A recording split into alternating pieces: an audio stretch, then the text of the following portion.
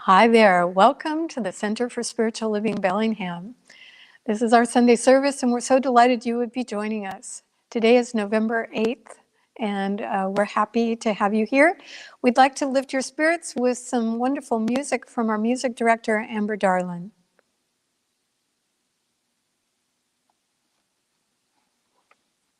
Buddy, I'm so thankful for this day. Hello to you all. Let's sing thank you for this day. Thank you for this day, Spirit. Thank you for this day. Thank you for this day, Spirit. Thank you for this day. This healing, this healing, this healing day. This healing, this healing, this healing day for love. Thank you for this love, Spirit. Thank you for this love. Thank you for this love, Spirit. Thank you for this love. This healing, this healing, this healing love. This healing, this healing, this healing love for peace. Thank you for this peace, Spirit. Thank you for this peace. Thank you for this peace, Spirit. Thank you for this peace. This healing, this healing, this healing peace. This healing, this healing, this healing peace. Thank you for this day, Spirit. Thank you for this day. Thank you for this day, Spirit. Thank you for this day. This healing, this healing, this healing day. This healing, this healing, this healing day. Let's sing thank you for this day one more time. Thank you for this day, Spirit. Thank you for this day. Thank you for this day, Spirit. Thank you for this day. This healing, this healing, this healing day. This healing, this healing, this healing day. Oh, so thankful for this day with you all today. And take a minute if you're out there on social media. This is a great time on Facebook, especially to say hello to some of our spiritual community out there. Let us know where you're from, where you're tuning in, and just take a minute to connect with each other.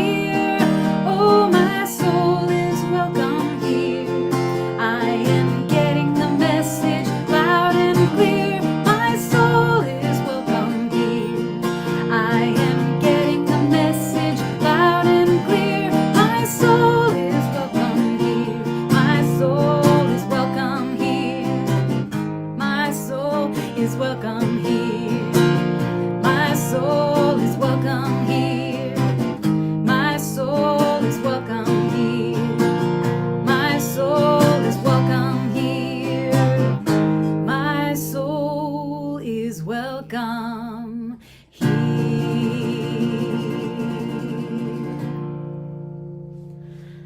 We're going to move on over to our practitioner of the day for an invocational prayer.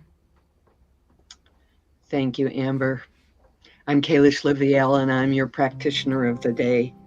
And please take a deep breath. It's time to be here and know that the infinite divine oneness that operates through me, operates through Dr. Andrea, operates through you, and operates through everyone on the planet. We all come together in this moment to remember the perfection of what is going on here. The divine intelligence operating through each and every one of us brings us to this moment and supports us, offers us so many gifts of joy, of blessing. We are all sacred. We are all holy. We are all here at this moment, releasing the past, letting it all go, surrendering to this moment in gratitude, thankful for the beauty, for the wonder, for the joy, and for our community. And we thank you, sweet spirit. And so it is.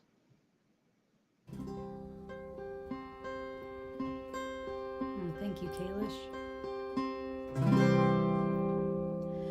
With these eyes I will see, with this heart I will be, opening wide, turning inside, I am listening. With this love I will lead, with this grace I will breathe, deepening peace, fear I release, I am ready to receive. Oh Spirit, know my name, call me home, light these darkened days. Oh Spirit, show your truth in all we do. Let love be our legacy. With these eyes I will see, with this heart I will be, opening wide, turning inside, I am listening. With this love I will lead, with this grace I will breathe, deepening peace, fear I release, I am ready to receive. Spirit, know my name, call me home, light these darkened days. Oh Spirit, show your truth in all we do. Let love be our legacy. Oh Spirit, know my name, call me home, and light these darkened days. Oh Spirit, show your truth in all we do. Let love be our legacy. Oh, let love be our legacy. Yes, let love be our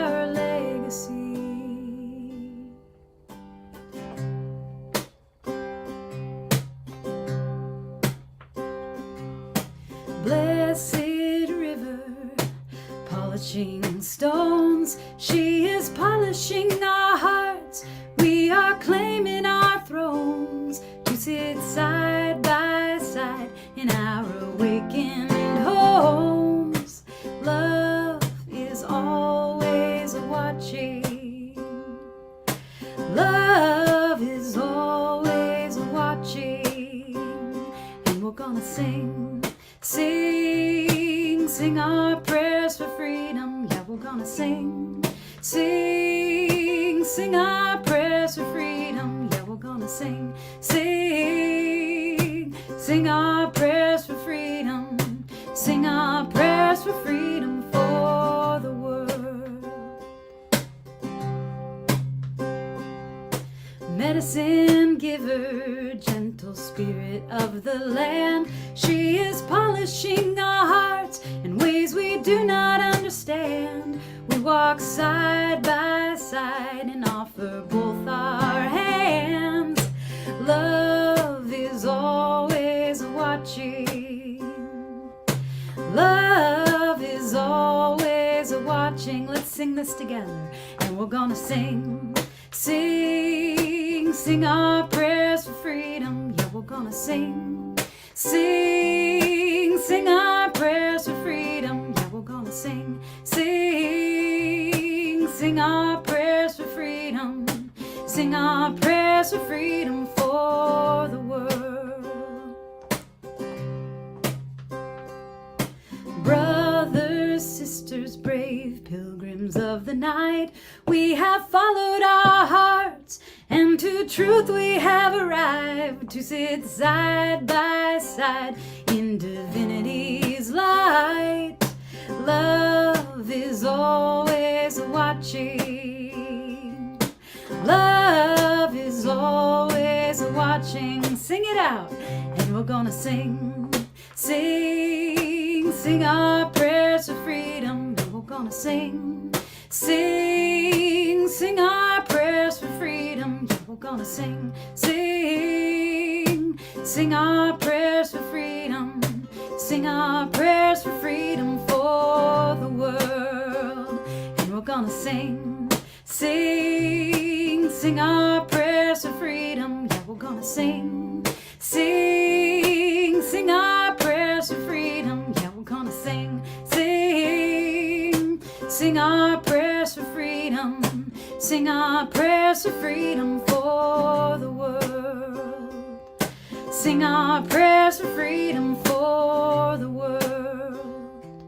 Sing our prayers for freedom for the world. We're going to move on over to our wonderful Reverend Dr. Andrea Asebedo for the message of the day. Thank you, Amber. Thank you, Kalish. Yep, love is always watching. And our theme this month is turning toward one another. And today's talk is about the bridge of the heart, which is based on a Zimbabwean philosopher's quote. He lives now in Canada, and this is what he had to say. Understanding is the bridge between two minds. Love is the bridge between two souls. And so I wanted to talk. I knew that this would be the day after the election that I would get to talk, have to talk, want to talk, maybe not want to talk. And I wanted to share some important things that are on my heart. So as those of you who are in the United States know, there are a lot of people that are very, very happy today, and there are a lot of people who are not. And so I wanted to talk about bridging as a way of healing in our country and in our families and in our communities, because what I love about the science mind philosophy is that we're apolitical. We don't take sides. We don't align with parties, but rather are an overarching teaching and philosophy that helps everyone, hopefully, to live a more loving, a more compassionate, and a more successful life. So I happen to be a meditator, and I have a couple of wonderful abbots from different Buddhist monasteries who give Dharma talks. And I was listening to one this week, and I thought I would lift some of his thoughts to share with you because they dovetail with mine, but he says it in a really fun way. So this was from the abbot of Deer Park Monastery in Escondido, California. Right now, Buddhists all over the world are practicing in what's called the rainy season retreat. And it was a time set up by the Buddha long ago where they would retreat from the monsoons, come into a gathering of all the monks and nuns, and practice diligently for 3 months. And so they're in the starting phase of that deeper practice. And I've always been fascinated by that because I really do think that for me and maybe for you, deeper practice is a very powerful opportunity to do two things. One is to fortify our spirits, to actually spend time with spirit in whatever way works for us, whether it's prayer or meditation or spiritual study or yoga or other practices, to fortify our connection to the One. And then at the same time, to use the retreat space that we create to look deeply into our own habit patterns, our own energies, to make sure that we're paying attention to the places that need our loving kindness and also our lifting up. And so he was talking about in the Asian tradition, because many of the people in the Plum Village tradition are Vietnamese by birth or by ethnicity. And so in Asian cultures, it's very common for houses and monasteries and places like that to have a screen or a wall that is set up in front of the doorway so that when the winds come, they don't blow right into the house. There's this screen. And also in Taoism, that screen is meant to keep out ghosts who can't turn. So they move in a straight line according to certain Taoist practice people.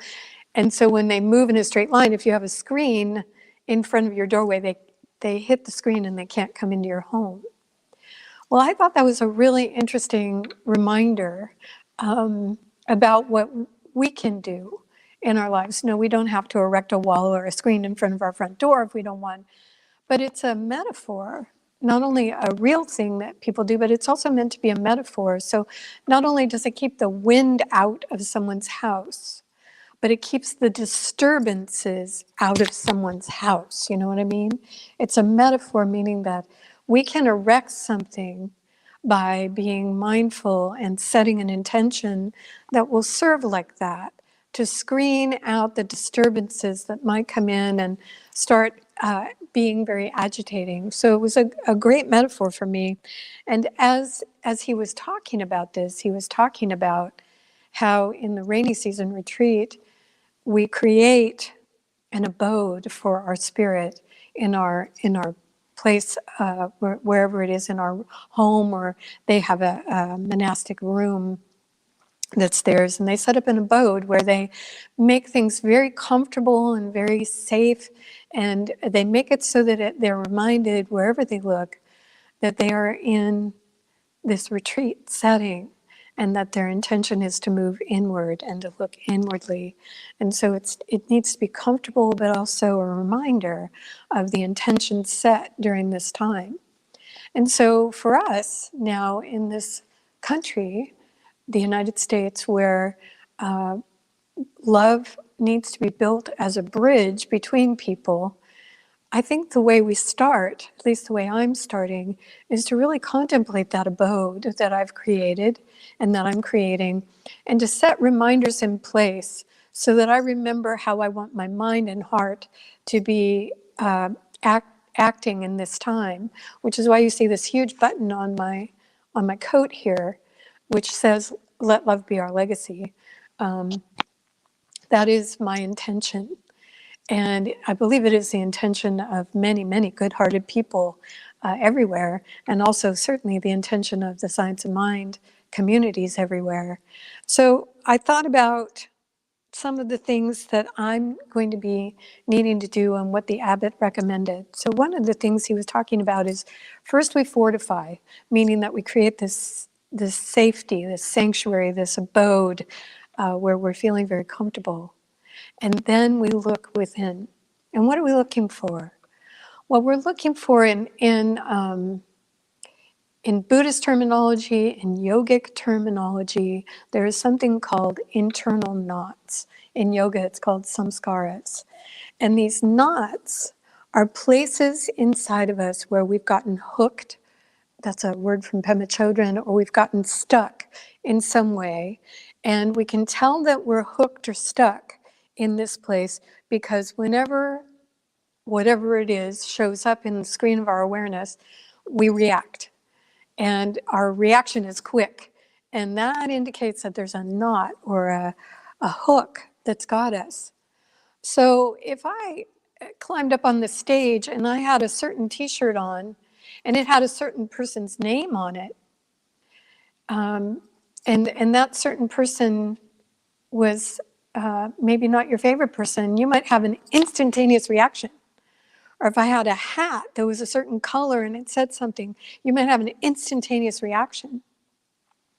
And we do this not only with political stuff, but we have knots about the people that we work with. We have knots about some of our family members. We have internal knots about everything from colors, like some people have a reaction to a certain color. We have all these kind of internal knots, and they build up over time. And as they build up, we become more and more stuck and less free. And that's why I'm bringing this concept to you today, is for me, the spiritual path is a path of freedom. Ernest Holmes, the founder of our philosophy, said that this is the path. Meditation, prayer is the royal road to freedom. And I believe freedom from all discord of any nature is possible. But how do we do that is the question that I've lived with and worked with. And certainly now, as I'm looking deeply, noticing these internal knots that have developed over time, I'm asking myself the question, well, do I want to keep those and feel justified and righteous about them? Or do I want to be free? Because pretty much it's either or. I can't really have both.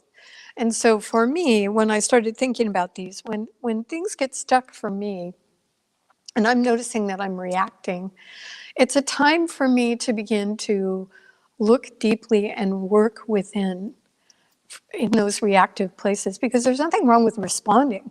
There are many things in our world that are calling for our response, but not necessarily our reaction. You know the difference? You know what I mean? Like for me, when I'm reacting, I might be reacting for all the right reasons, but my intention is muddy and I end up doing good badly. When I respond, I'm in a place of freedom. And so I'm able to work with whatever it is that I'm hoping to do good in without having a charge on people that are not doing that, or whatever it is that I've been reactive to. So we move from reaction to response. And we do that by first becoming aware. And that means building the space in our lives so that we have time to reflect. Because a lot of our life is so automated, it's so habituated, that if we're not careful, we can just go day after day after day, thinking, doing, and being in the same way, over and over and over and over. And I talk a lot about this because it's true. So how do we stop? Well, we build into that habituated space a space of reflection, a time set aside where we can look within and actually notice, do we have a reaction to that family member that we're going to see at Thanksgiving? And have we been reacting to that person ever since we were a child? Well, maybe it's time to look at that. Maybe it's time to look at the internal knot that formed there that still is causing us to react, and look deeply at what we can do to untie the knot. Because the reaction is not in the other person. The only place of power is here, right? And so we look at our part. We look at, what we can do to untie the knot. And there are lots and lots of things we can do. We can reach for understanding. We can bring forward our compassionate heart that we've been developing in other areas and begin to apply it to this area. We can practice compassion. We can do Ho'oponopono. We can do spiritual mind treatment. We can do all kinds of things to begin to work to untie the knot, to become unfettered, to become free. And as we do that work and we begin to look inside, one of the things that I wrote down is we can always, always do what we're called to do, but now from a place of freedom. So this abbot, this monk, went on to talk about why he was speaking, because too many of his brothers and sisters in the monastery were afraid to speak about political issues, and they were worried that they would say something wrong. And he coined a phrase that I thought would be very helpful right now for all of us, that just took me back. It's like, oh, wow. Because he was talking about how in their tradition, and certainly in the Signs of Mind tradition, we really are apolitical. It's part of our vows, if you will, to welcome everyone and to offer the fruits of this practice up to everyone so that they can have more love, more peace, more calm, and more joy in their lives, more success. And so he was saying that about his tradition. And he was saying, we have to reach to a new place. And I'm going to call that new place transpartisan. Transpartisan. And my friends, we need to be transpartisan now. We need to let go of red and blue, and we need to be purple. We really do. And what do I mean by that? I mean that for me, I can only speak for myself really and the tradition that I'm standing in of the Signs of Mind. But the intention here has always been and will always be, at least as long as I'm standing, to be love in action, to actually be a place where no one is left out of my heart for any reason. And it's a big goal, I'll give you that. But what I notice is that the people that get left out of my heart most often are people that I've developed an internal knot around, a reaction rather than a response. And we have the tools, people, in our toolkit, our spiritual toolkit, to work with these things and not just let them be automatic reaction things. And so I'm bringing you a poem today from, you guessed it, Mary Oliver. Who would I bring on a day like this? Here in Bellingham, it's brilliantly sunny, super cold, and the leaves are all fluttering down. And so, of course, Mary came to mind. So I looked through one of her last books that was compiled from all her poetry and came to this beautiful poem that she wrote called I Happened to Be Standing. And I'll tell you why I picked it after I read it to you. I don't know where prayers go or what they do. Do cats pray while they sleep half asleep in the sun? Does the possum pray as it crosses the street? The sunflowers, the old black oak growing older every year? I know I can walk through the world along the shore or under the trees with my mind filled with things of little importance, in full self-attendance. A condition I don't really call being alive. Is a prayer a gift or a petition, or does it matter? The sunflowers blaze, maybe that's their way. Maybe the cats are sound asleep, or maybe not. While I was thinking this, I happened to be standing just outside my door with my notebook open, which is the way I begin every morning. Then a wren in the privet bush began to sing. He was positively drenched in enthusiasm. I don't know why, and yet, why not? I wouldn't persuade you from whatever you believe or whatever you don't. That's your business. But I thought, of the wrens singing, what could this be if it is not a prayer? So I just listened, pen in the air. And I think Mary hits something that's really important as we go forward into this wonderful world of ours, and that is that we can spend a lot of time completely filled, our mind filled with things of little importance that seem so important, but take us out of the awareness of the amazing, incredible life that we're living in. And when we do that, we lose our balance sometimes. We lose our ability to really be present with everything that is. Because so often our mind is filled with things that were or might be, but not are. And so that's the tool that I'm offering you in this day to help build a bridge from heart to heart, from mind to mind, to create understanding and love between all people. And it's the tool of being present, being willing to look inwardly at any internal knots that might be there, and to work diligently to unfetter ourselves so that we can be free to love fully in action. So I'll do a prayer for that, and then I'll tell you a little bit about what's going on. And I've invited one of my friends to help me do that. So here we are. Here we are on this glorious day, the wren still singing in that privet, drenched with enthusiasm. And I, standing here, am also incredibly drenched with the intention of being fully present and being a bridge for love, being a bridge for understanding. And the great spirit that dwells within me and dwells within all things and dwells within you knows exactly how to do that and has done it time and again through all of humanity for all time, past, present, and future. And so I call upon the knowing of that great spirit in me to show me new ways to cross the bridge and reach a hand out to anyone and everyone in the spirit of comradeship, companionship, and kindness. And spirit does not fail me.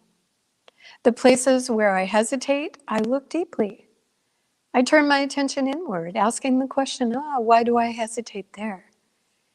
And I bring myself to love over and over again, offering it out as I can, as I will, as my intention directs me. And I am blessed in the doing of that, and bless. I'm grateful for this life, for this world, and for you, and for the great spirit that dwells within all of us as love. And so it is.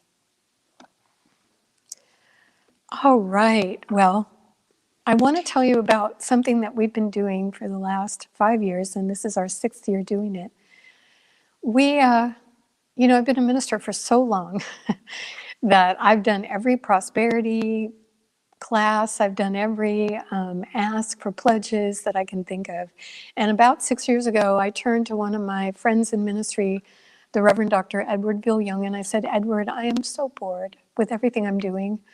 What do you do? And he said, and Edward is the kind of generous soul that just gives you whatever you need. And so he gave me everything that the CSL Santa Rosa Church has been doing, and we began to do that. And we call it the Giving Intention Program.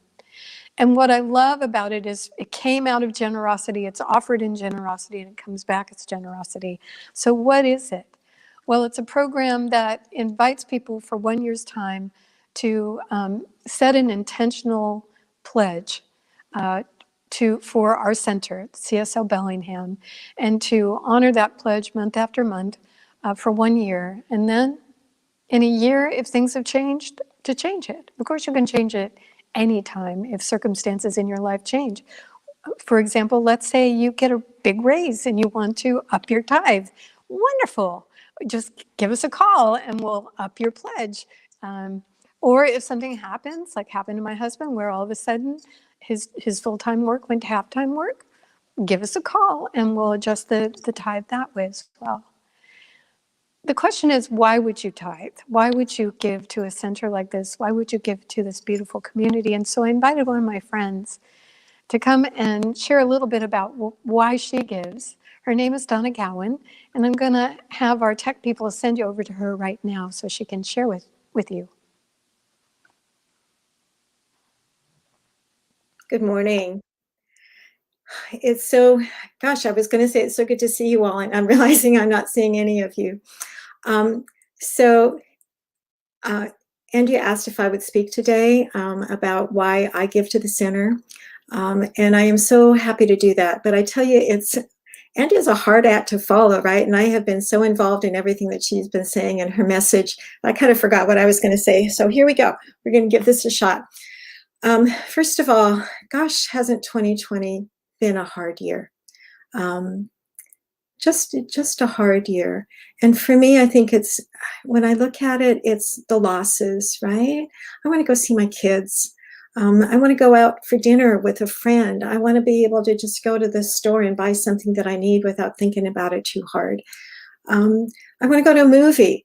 All those things that just seem like out of reach right now. I want to be able to go to CSL and sit next to people and hold hands and give hugs.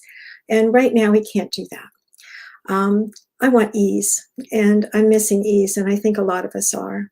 So what happens when I feel that way, and I'm guessing that people do that, right, is you look for solace. You look to friendship. You look to people you know. You look to familiarity. And how lucky are we to have CSL Bellingham, which has always provided that for us. For me, I've always felt that way about the center, that I can always count on inspiration there, and fellowship, and camaraderie, and connection. And right now, that is more important than ever.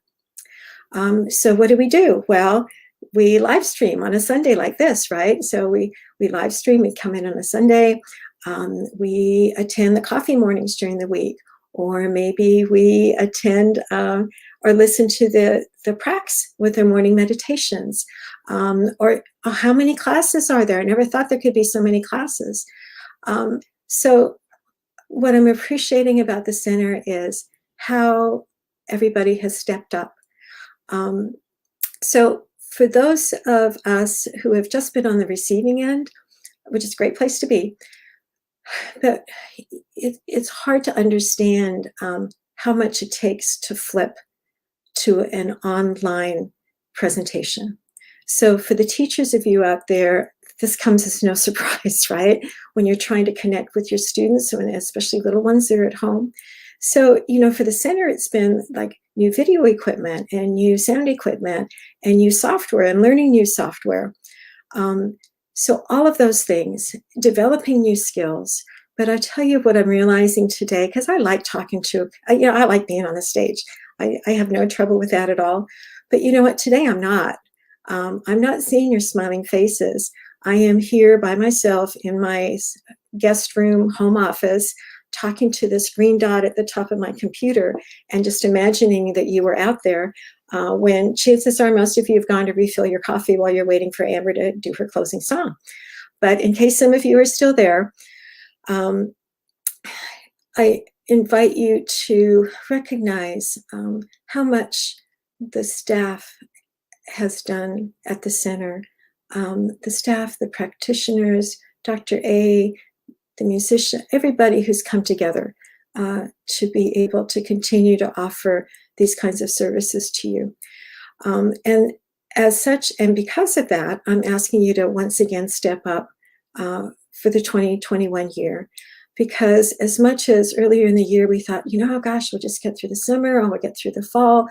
Gosh, wouldn't it be nice if on January 1st we could just open our doors again? And that's not going to happen. It's just not. And we really don't have any idea of how long it will be. So I want to congratulate everybody at the center on what they've done to continue to provide the kinds of services that our congregation needs, and also to prepare for the future, because even though we can't open right now, we're preparing to open. So we're looking at what needs to be done, what needs to be improved. How can we do this safely for everybody?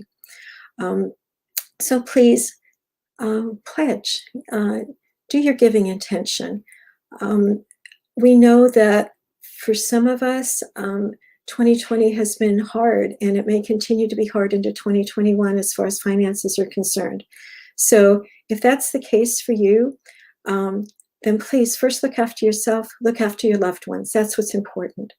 But there are others of us who have been lucky, and where 2020 has been like a total pain, total inconvenience. It hasn't been hard financially. And if that's the case for you, please continue your pledge into 2021. And if you're able to, please even up it a little bit to make up for those in our community who are not able to give right now. So I thank you for listening. I look forward to actually seeing your smiling faces before too long, and hugging and connecting again in a different way. So take care, and I send love and blessings. Bye for now.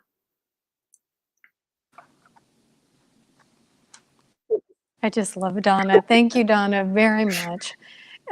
Yes to everything she said. And so if you would like to fill out a giving intention form, there are a couple ways you can do it. We have that form on the CSL Bellingham website, and it is fillable right there so that you can just fill it out there, or if you want to download it, you can do that. Fill it in, scan it to us, bring it by. There's also on the website this newsletter. We are not newsletter people. We're sort of earth stewards, so we avoid sending out a whole bunch of paper. But once a year for the Giving Intention newsletter, we produce this beautiful newsletter, and that's on the website as well. How much are we looking for? I'm going to ask our wonderful sound people, would you pop up that first slide, and I'll show you. So we're looking for contributions in 2021 of $178,000, and renovation funds of $16,000, and our expenses per month are about $18,000, almost $18,100 a month. So let me tell you about those numbers, because numbers, can flash in and out of your mind. Those numbers are actually a reflection of the pared down, stripped down budget that we created when the pandemic happened. So we haven't added a single thing for the year 2021. We have kept things exactly as we prepared them for the pandemic time in 2020. And so since we have no crystal ball and we don't know what's going to happen, we decided to be very, very conservative and move that very conservative budget over. So $178,000 to run our operation, which costs minimum $18,000 a month, isn't a whole lot. But I know for the average person, it sounds like a lot. So what I want you to know is this: every single dollar matters. It doesn't really matter whether you can give us $1,000 a month or $5 a month. What matters is that all of us together can support the center in doing the incredible work, the good-hearted work, the loving work that we have set our intention to do. And I appreciate every single one of you considering joining the program. You don't have to. It's simply an ask from us because it allows us to budget better when we know what's coming our way. So if you have any questions, you can always email me at andrea.asebedo@att.net, or you can contact the center directly and we'll answer your questions. And I want to thank you ahead of time for being part of the Giving Intention program. There's a couple other things I don't want you to miss. So today at noon, the men's group is meeting via Zoom. And if you would like to attend that, you can certainly email Philip Flores, who is our coordinator for the men's group. His email is philintexas, all one word, @gmail.com, and he'll send you the link for the men's circle Zoom. And then this coming Friday the 13th is our Sacred Women's Circle. We love it when Fridays are the 13th. Somehow that just seems so appropriate for us women. And so we'd love you to come and be a part of that. It starts at 6 and goes till about 7:30. And this month we're doing Turning Toward One Another and have some wonderful things planned Friday night. So we hope you'll do that. If you haven't had a chance to do the sunshine meditations at 9 o'clock for a half an hour with one of our board members, Shyla Moe, who's also a graduate of the Barbara Brennan School of Healing, don't forget to do that. 9 o'clock next Sunday and the one after that. It's really wonderful, and the one after that. We also are having our second ever CSL Bellingham Death Cafe. And we're having it on Sunday, November 29th from 5 to 6:30 via Zoom. What is a Death Cafe, you may be wondering. If you didn't get the announcements, I'll just tell you briefly. Look it up. It's an incredibly wonderful thing. What you need to bring is your curiosity, a cup of tea, and something to eat. In the tradition that this comes from, you would have a cup of coffee or tea and a scone or a muffin of some sort. But so many of us are gluten-free and sugar-free. Maybe you just want to bring some tea and share with this group of people on the 29th. Donna mentioned the prayers that happen Monday through Friday from our practitioner staff. I hope you'll avail yourselves of that. You don't even have to show up on screen. Just turn on the Zoom link and be with all of us who do prayers every morning as a way to start things. I think that's enough from us today. I thank you for tuning in. I'd like to turn you over to Amber Darland to take us out on a wonderful note. Thank you for your donations now and for always. All right, well, this song I just thought I'd bring it back today. I think I might have played it last week, but it sure is encompassing the feelings that I'm having the tail end of this week. I hope you'll join me in singing So It Is. Blessed day, I am thankful, grateful heart, I am whole. Glory be to the power of this mind that I know. Soulful praise to the wonder, freedom, sing a joyful song. Calling love to the center, lifting all is a one. I sang it now, so it is. Anything I dream. Singing now, so it is. Think bigger now, so it is. I'm holding this vision of peace, knowing a world of harmony. Calling love to the center, lifting on. We are free. Blessed day, I am thankful, grateful heart, I am whole. Glory be to the power of this mind that I know. Soulful praise to the wonder, freedom, sing a joyful song. Calling love to the center, lifting on. All is one. I sing it now, so it is. Anything I dream, it is. Singing now, so it is. Think bigger now, so it is. I'm holding this vision of peace, knowing a world of harmony. Calling love to the center, lifting on. We are free. I'll sing it now, so it is. Anything I dream, it is. Singing now, so it is. Think bigger now, so it is. I'm holding this vision of peace, knowing a world of harmony. Calling love to the center, lifting on. We are free. Calling love to the center, lifting on. We are free. You all have a wonderful day, and we'll see you again next week.